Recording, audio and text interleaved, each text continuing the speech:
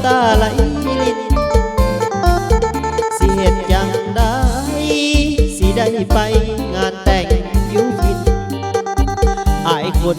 อายฟ้าอายดินเขาเยอะเว้ามินบ่มีน้ำยาบุญวาสนาอายนี่นะเป็นได้เพียงแค่ที่ถึกเสิร์นมาห่วงงานแต่งมีคู่แข่งที่รวยเงินแสนตกเป็นส่วนเกินถึงเขาเหมือนกีดกันพรมแดนอายยินดีกับเจ้าเด้อแฟนสายมิ่งสายแนนเฮาบ่ถึงกันเขาเยอะที่เขายังอายนั้นสิทนทุกอย่าง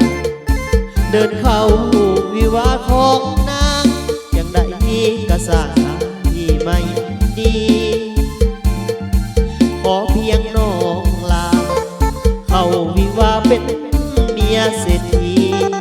อย่าห่วงอายผู้ชายคนนี้ต้องให้ต่ำศักดิ์ศรีน้องอย่าสนใจแขกคนมาลาโคศกได้ขึ้นไปกล่าว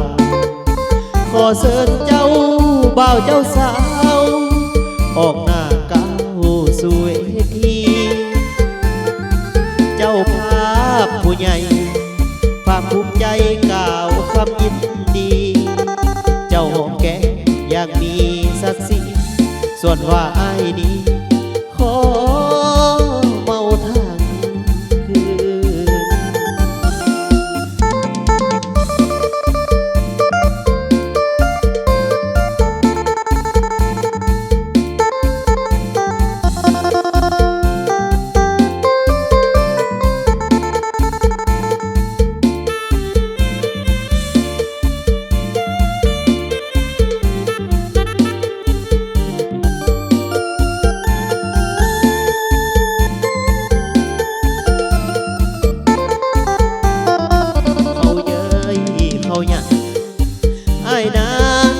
ทน